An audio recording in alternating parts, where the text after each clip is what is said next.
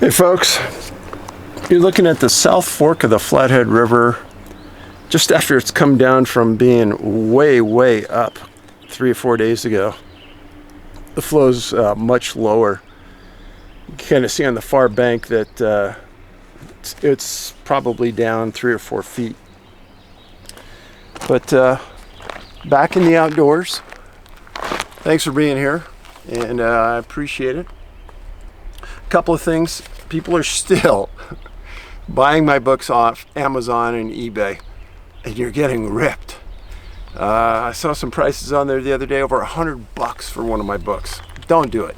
Just come to our website, listed on the pinned comments under the description here, and $24.99. So please, I don't want to see you guys get hurt.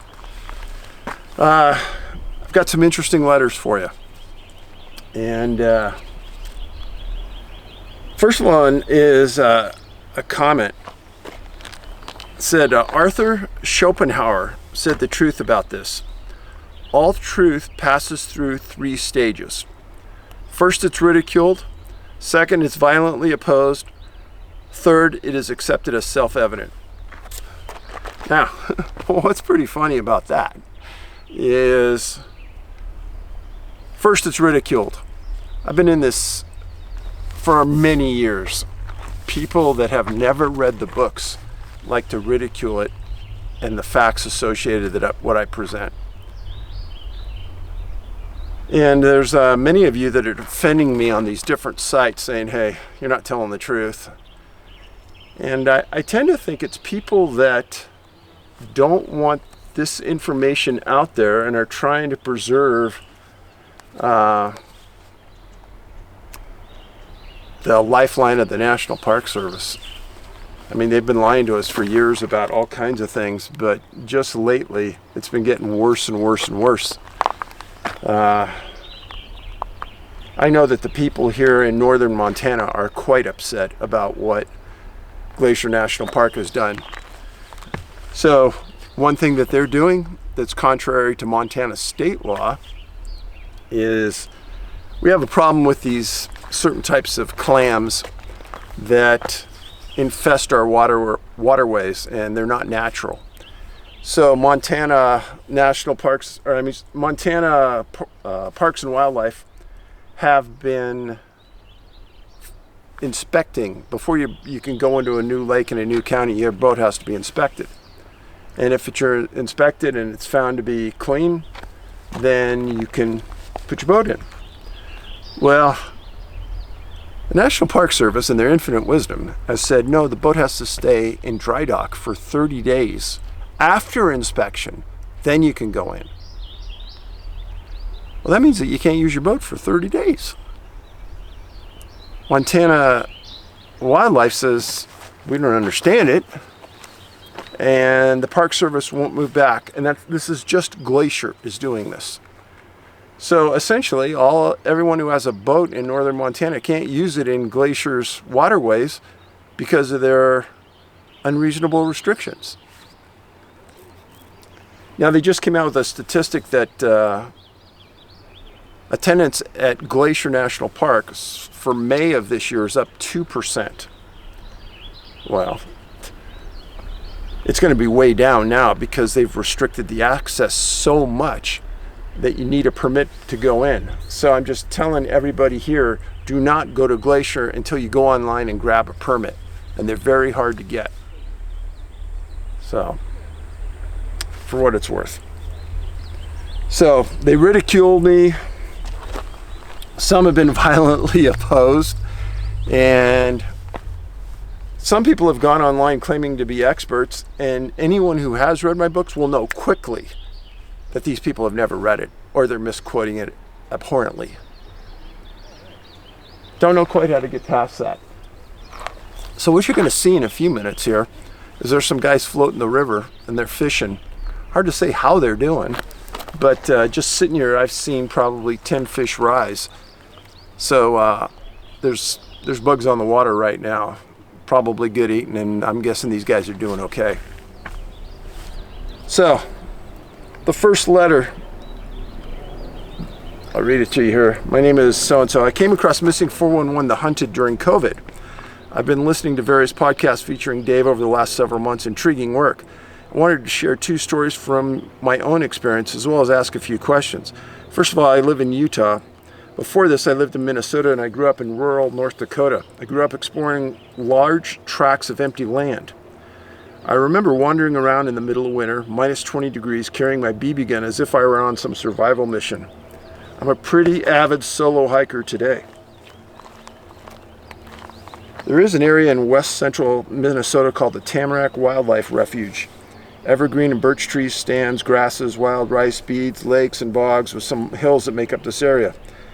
I had long heard stories about this area: ghosts, UFOs, aliens, Bigfoot, even black helicopters. Kind of stuff you chalk up to Midwestern penchant from having one too many. I've never experienced anything until this day, and while it may not be dramatic, it is still something that stands out in my mind and makes the hairs on the back of my neck stand up. I went out on a solo hike in the Tamarack area in October of 2014, Minnesota. In October 2014. Minnesota in the fall is always beautiful with the leaves changing and the weather growing colder. I found a trail that started near an old cemetery. I've never been one for superstition, so I parked, grabbed my gear, and headed out. It was cloudy with a forecast of light rain. I hiked for maybe a mile and it started drizzling. No problem. I always go out for a full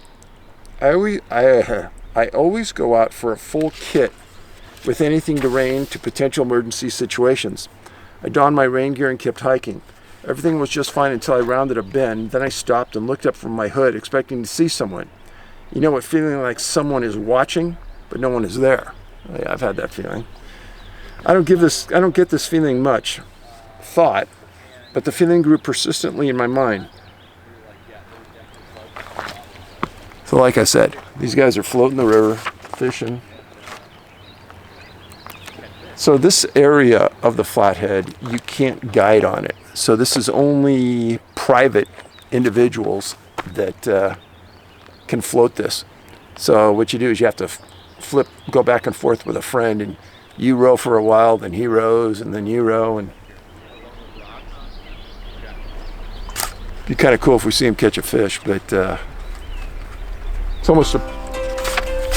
almost a perfect day here right now. It's about 74 outside. The water clarity is perfect. There's a little color in the water, so fish can't see the line real well, but almost perfect.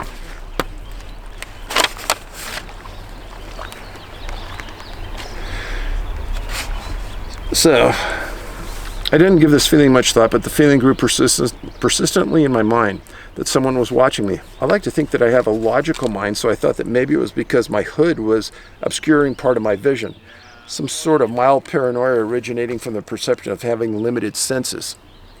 I hiked for a bit further, maybe a half mile, taking pictures of the yellow leaves and rain falling into the slowly forming puddles on the trail, all the while feeling like I was being watched. At this point, strange things happened, something that I had not experienced before. I question my sanity even as I write this. I had crossed into an open field. Looking back at the trail from which I had just come, I felt this tremendous sense of foreboding. A very negative, you need to leave now kind of feeling. I stood there silently for a few minutes, scanning the tree line, genuinely expecting to see something. Whatever it was that was triggering this primal flight instinct, but I saw nothing. I'm a big guy, tall and bulky and built. The flight response is not triggered often, but this time it was at a 10. I pulled out my GPS and started looking for an alternate route back to my car. Rerouting is not something that I usually do. I went back into the trees along the trail I'd come. Walking a bit further, I checked my GPS again for an alternate route based on the topographical information. I thought I found one, but after 100 yards of bushwhacking, I went back to the trail. I normally wouldn't fight terrain and vegetation for that long. Fear was influencing my decisions. Once I got back to the trail, I decided to hot-foot it back to the car. I pulled my hood down even though it was raining harder at this point. I moved quick until I reached the bend I mentioned earlier. Here it was strange. It was quiet. But that quiet you feel underwater. The air felt thick, like I was trying to walk through water. The foreboding was more intense than ever. I stood there scanning the trees. To the east, if I remember correctly, it was always to the east of the trail. My attempted detour was to the west. Even moving it slowly again seemed to take an unusual amount of effort for such a short hike, like walking on very soft sand. I felt like I should be moving faster than I was. I finally made it back to my car, threw my gear inside, and left, looking in my rear view mirror. After a few miles of gravel road, I felt completely normal. This experience gives me a chill to this day. I had another similar experience in Utah hiking in Ogden Canyon. Similar foreboding, but this time I didn't ignore the feeling. I left at the first sense. I describe both sensations as the witch, although I fully acknowledge and relay that description as just my mind trying to make a sense of a strange experience. Needless to say, I now hike with a firearm. I'm very intrigued by your work and the similarities between cases that you have found. I consider myself to be an amateur search and rescue person. I look up missing people in that areas, and I'm visiting or working with my drone on the off chance I can help. Thank you for your work. Now, that foreboding feeling, don't be an idiot. You get that feeling and you do what this man just did. You listen to your inner self and you get out.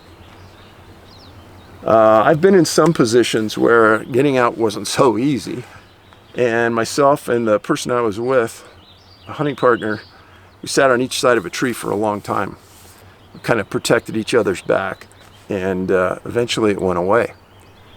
But I've had that feeling a couple times, and I don't think it's something that you should ignore or something that just is happenstance. I think it's something direct to your senses that we don't understand. You know, maybe 100 years, maybe 1,000 years ago, our senses were more developed. And that sense of knowing when someone's looking at you, or knowing when that foreboding feeling, maybe it was much more developed years ago, and we lost it as we became city dwellers. I don't know. But that was a good letter. Thank you.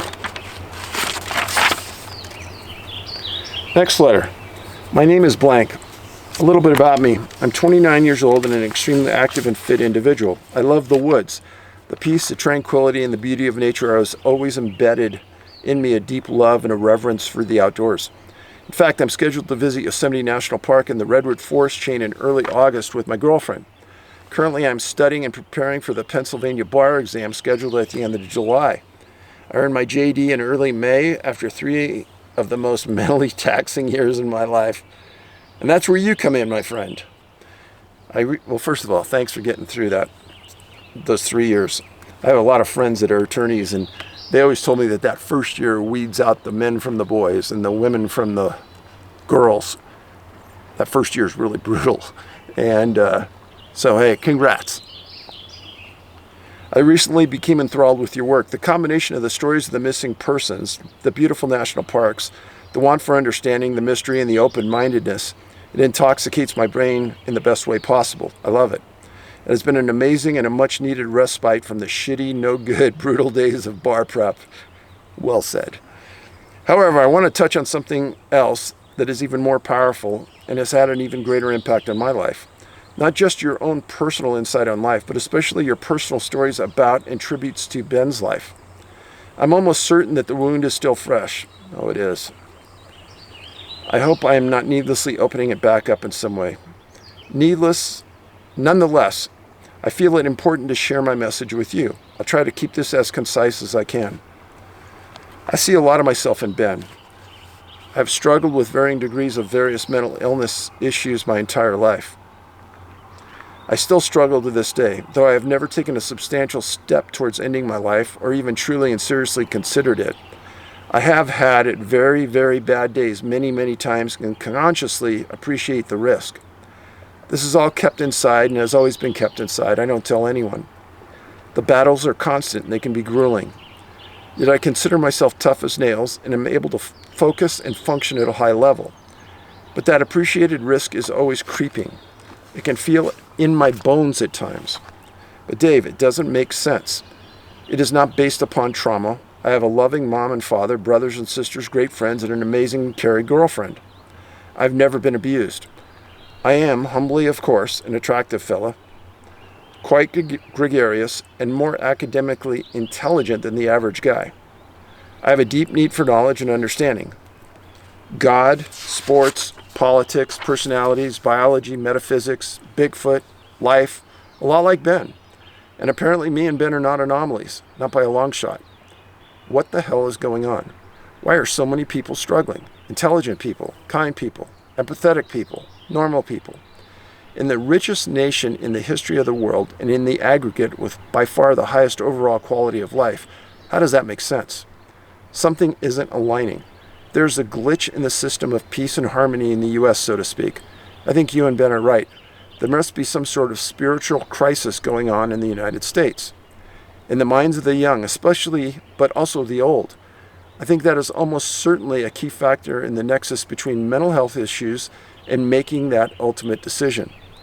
The recent numbers are absolutely terrifying, especially when compared internationally. What the heck is going on? Dave, I want to reinforce that you have impacted countless people, including myself. I started praying a few nights ago for the first time in 10 years because of you and Ben. I plan on pursuing that avenue further and hopefully truly becoming happy. I see the light, my friend. As a person who will soon have a fair bit of influence over people in their lives, I will make it a point to donate my time and effort to at least moving the ball towards a solution and at least helping as many people as I personally can in the meantime. I think that's where we need to start. At a certain level, people just need to be heard and appreciated as a human being. God bless you, Dave. You're a good man. Keep up the good work and keep pumping out those videos. Thanks. So, when I would go down and see Ben in Los Angeles, it was a stunning revelation the first time I went there in many years. Most of the time I went down, flew into Anaheim, and the kids and I would go to Disneyland. And that was my usual LA trip. Or we'd go and play at a couple ice hockey locations. But driving through downtown LA, driving through certain areas along the freeways and seeing thousands and thousands of homeless people lined up, living in tents. And then being told by various people, these individuals have mental health issues, they have drug addictions, alcohol addictions. It's a huge, huge issue that I wish any administration would take more seriously. Honestly, I think a significant portion of our budget should be dedicated to this issue. I understand that many people don't want to live in a structured environment. Maybe they want to live in that tent. But giving them counseling services, mental health, advisory, something to help needs to be done. I do think that the psychiatry is in still the Civil Ages. Many times they do not even know why a certain drug has an effect on people and certain drugs do not. And that's why if you have a certain mental health condition, a psychiatrist will put you on a variety of drugs, just hoping that some mixture works with you. They don't know why. That's the Arc Ages. Some people I've read about it have made some good points and say psychiatry is the one medical practice where they don't look at the organ before they prescribe a drug. That's pretty interesting. They can take all the blood tests they want, but it's not really indicative on the type of drug or pharmaceutical they're going to try to give you.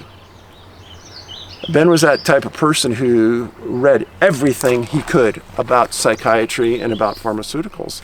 And he knew, he was a super smart kid. He knew that there was a good chance none of them were going to work, but that they were all had horrific side effects. And he goes, Dad, I can't do that. I need to live my life. I respected his decision. There comes another boat floating down. And I respect that a lot. I respect the individual choice aspect. And as long as it's educated and you know that there's a good chance, especially if you're bipolar, highest rate of suicide of all mental health conditions. So let's get into the stories.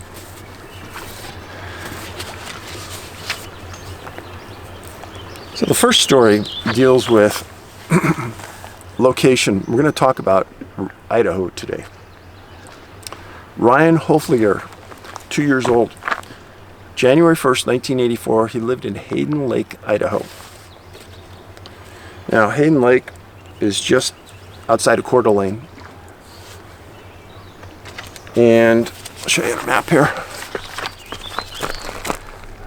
So, Coeur d'Alene, Hayden Lake.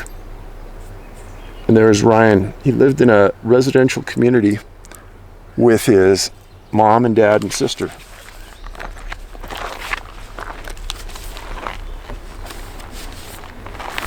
Give you a little broader, a little closer up map. This is the residence. This is Hayden Lake Country Club. This is Hayden Lake. This is the west side of the lake.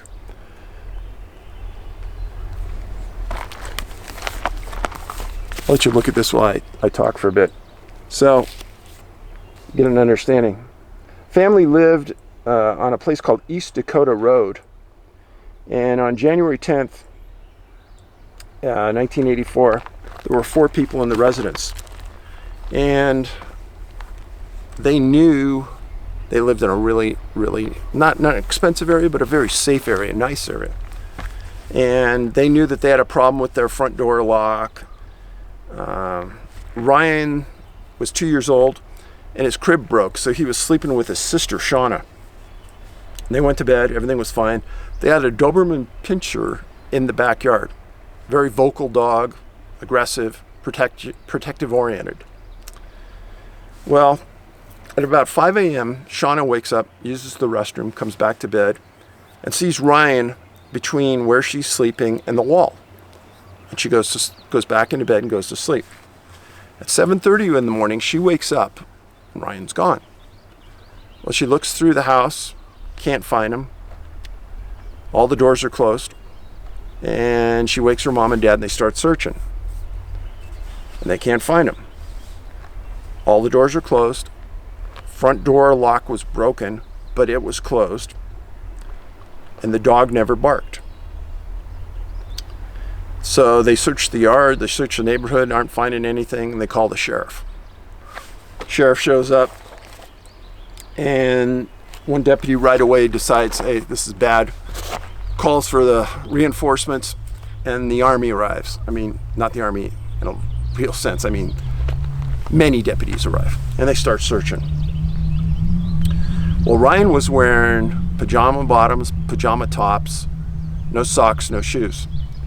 It was freezing in Idaho on January 11th, 84. January 11th is the morning they woke up and he was gone. They have dozens of deputies on scene, huge search.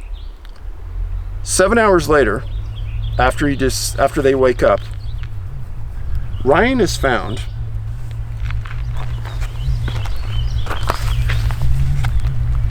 in a private dock in this area of Hayden Lake. They said it's 1.5 to 2 miles between the residence and where he was found. 1.5, 2 miles, freezing temperatures. No shoes, no socks. When they find the body, it's near a dock, and he has no bottoms on. And they take it to the coroner's office. The coroner ruled initially that he drowned. Further examination said unknown cause of death.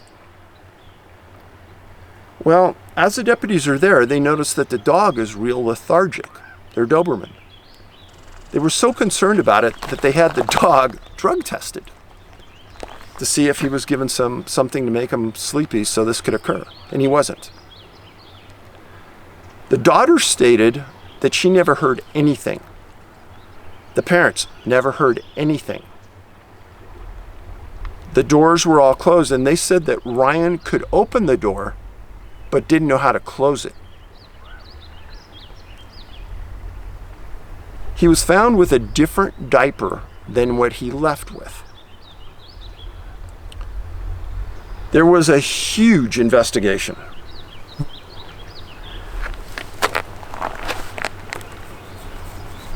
And the coroner said something that is not mentioned in many reports, and that is that Ryan didn't have any scratches or cuts on his feet.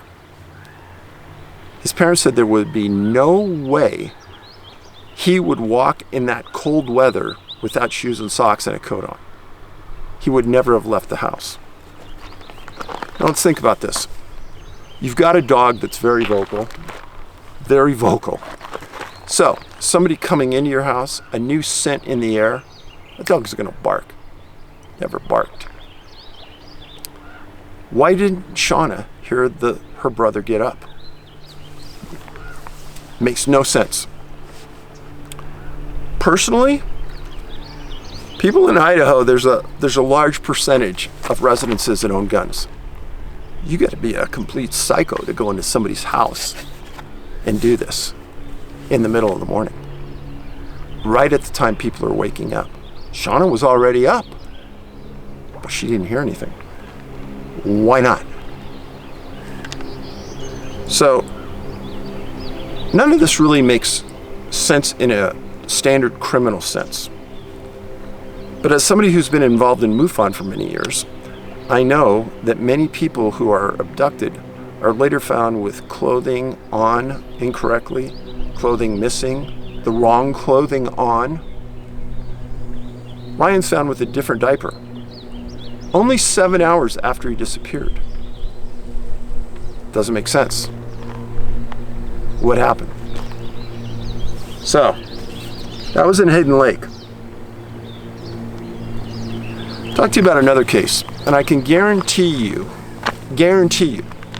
that the investigators that worked Ryan's case never have heard of the case I'm going to tell you about. That's a case of Bobby Rush, 2 years old, July 21st, 1935.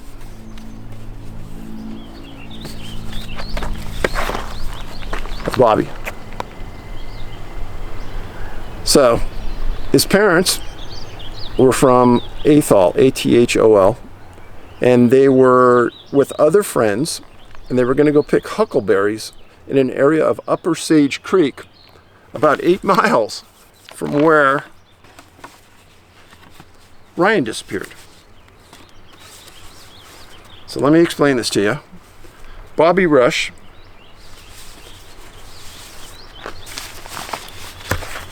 So, got this map here.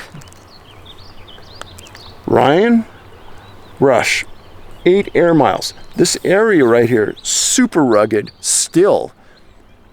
I mean, over 70, 80 years later, even after the incident happened. But when this happened, this was real rugged.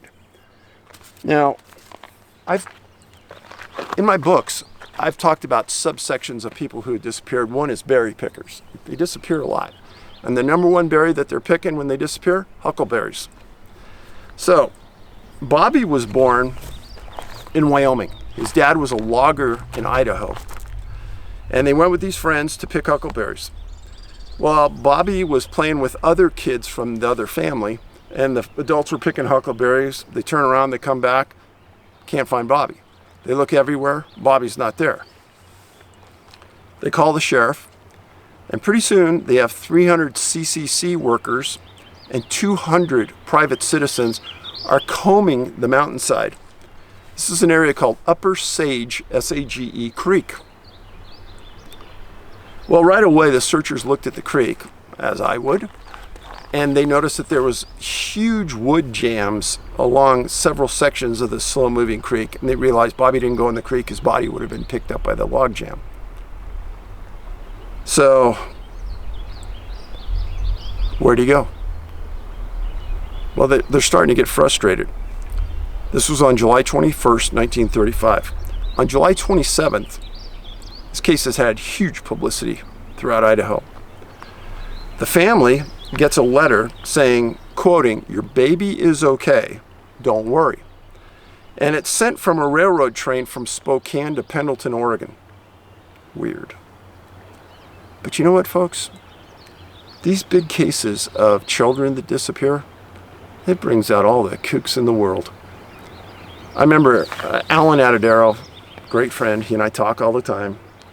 Alan told me that when Jared disappeared, he got some of the strangest letters from people asking him for money, psychics demanding money if he wanted to find his son, all this other crap. But anyhow, the family gets this on July 27th. July 28th, the FBI gets involved. Because the family also gets a letter from some fools in Oregon saying that they're going to harm other family members of the Rush family. So the FBI gets involved. They figure out weeks later none of the two are related, just some kooks, like I said. Well, then a psychic gets involved at the family's request and says that Bobby's going to be found on July 28th in San Diego. Well, of course he wasn't. And in fact, Bobby was never found. They thought for a while that maybe he was abducted by a car, a blue car that was in the area. Never panned out. And there were articles later written, years later, interviewing the sheriff, and he said that he couldn't rely on any one idea. He didn't have any idea how Bobby got out of there. Now, when a young girl disappears in the wilderness, people always start to think abduction in the human-to-human type. And they think that because it's frustrating with the lack of evidence. In Bobby's case, they weren't getting anything. And the frustration was huge. They had brought in multiple canine teams from the prisons. None of them picked up a scent. They didn't even find a track away from where the kids were playing. Kids said that he just wandered away. Should Bobby have been found? Oh my God, yes. The amount of hunting that goes on in that area, they should have found his body in the following years. They never did. So 8 miles between Bobby's case and Ryan's case. Are they related? I don't know. That's damn close for two of the most strange cases I've ever been involved in. And huckleberries. So that should really boggle your mind. Next case involved in the early 1900s. The press never named a child's first name. So if a child disappeared, they would say, "Oh, it's the daughter of so-and-so or the son of so-and-so." In this case, it was the son of Lawrence Marsh, M-A-R-S-H. June 15th, 1907, about 6 p.m., 19 months old. 19 months, that's young. So the Marshes lived north of Caldwell, Idaho. And the mom was there alone, and she was doing some work, and their son was following them around, and she looked behind her. Next thing she knows, the son's gone. So she gets some neighbors to help search. They can't find him, and they call the sheriff. Well, this area is predominantly sagebrush and kind of a high desert setting. A lot of coyotes, a lot of rattlesnakes. So what you got here is you got Nampa and Boise. Caldwell is the northern section, and their residence was right here. So in a search and rescue manual, it would say that a boy on flat ground, 19 months old, would be found in 2 miles or less from the point last seen, 95% of the time. Maximum distance would be 4 to 5 miles. Keep that in mind. So search and rescue predominantly sticks to these specific directives when they search. Now, if you've read my books, you know that I have tables in there that list dozens of kids that are found so far outside that realm, it's ridiculous. So there was a searcher who was looking for the son 50 hours after the 19-month-old disappeared. 50 hours, more than 2 days. He disappears at 6 o'clock at night. 4 o'clock, the most common time for kids to disappear. And 8 miles east of the residence where the son was last seen, Harold Hawthorne finds the boy standing behind some sagebrush, alive. So, let me give this to you again. The residence, he's found through a desert area 8 miles away. This is the Oregon border up here, this Idaho, Boise. Okay?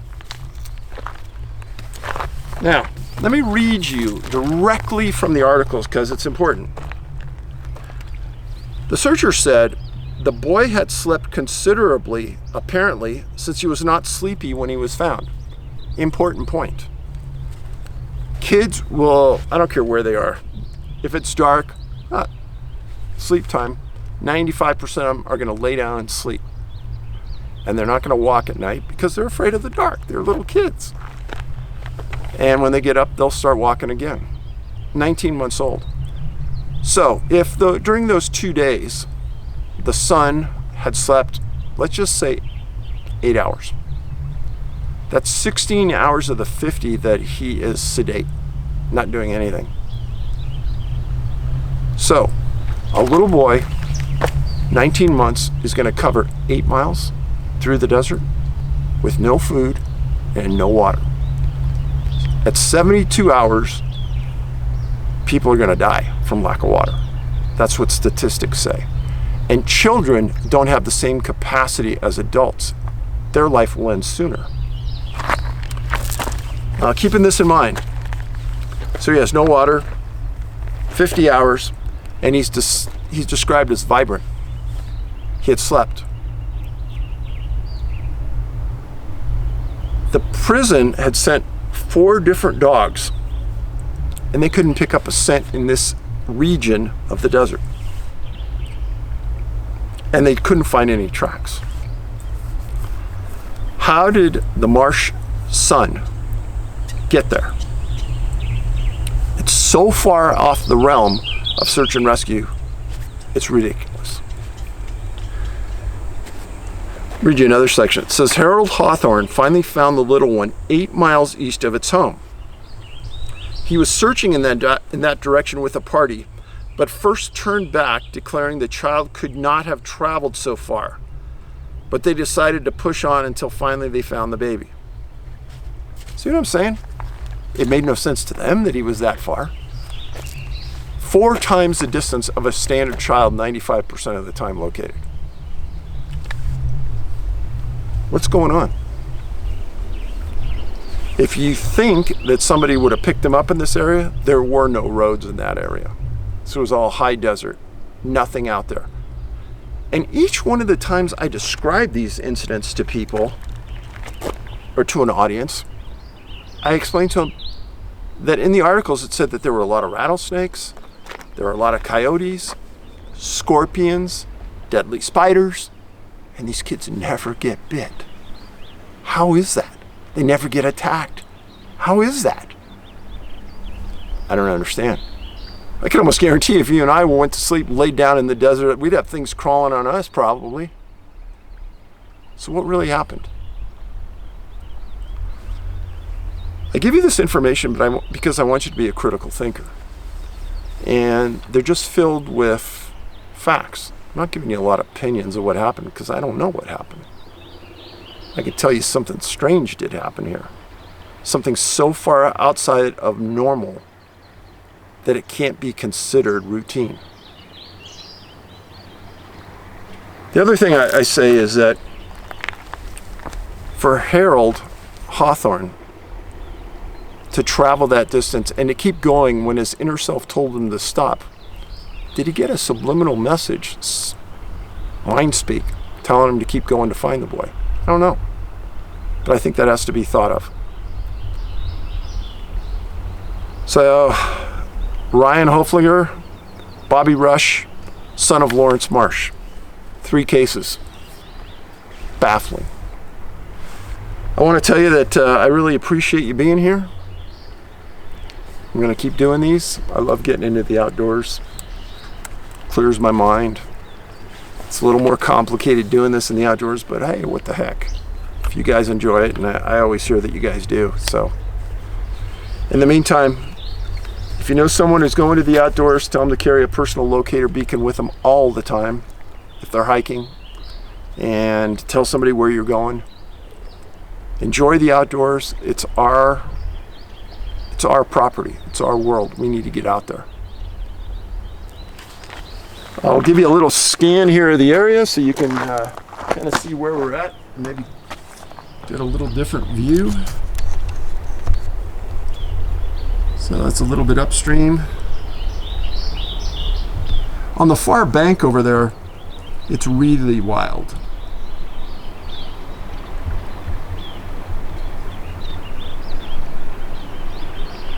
I'll stay close to shore because that is really, you can see the beauty of this water. It's very pretty here. See how clear it is.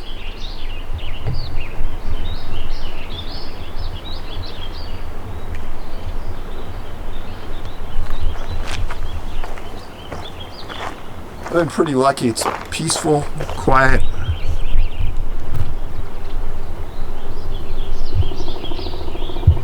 Here, a woodpecker working on the other shore. This area right here I really like watching because you see the fish come up, and every once in a while you'll see one jump right in here, and they're moving around. And that's why those boats that you saw earlier were floating by here. This bank is known for decent fishing. And I could just sit, there's a big boulder field right in front of me. And I could sit here by the hours and just watch. So anyhow, again, get your cup of coffee, enjoy, watch the video a few times. Please repost this on social media. Hey, you just saw a little fish jump right there. And please repost on social media, and please give me a thumbs up if you like the video. I'm getting hammered lately on those, and I know a lot of you don't say, hey, disregard it. And I try to, so anyhow, you have a great week, and thank you for your support.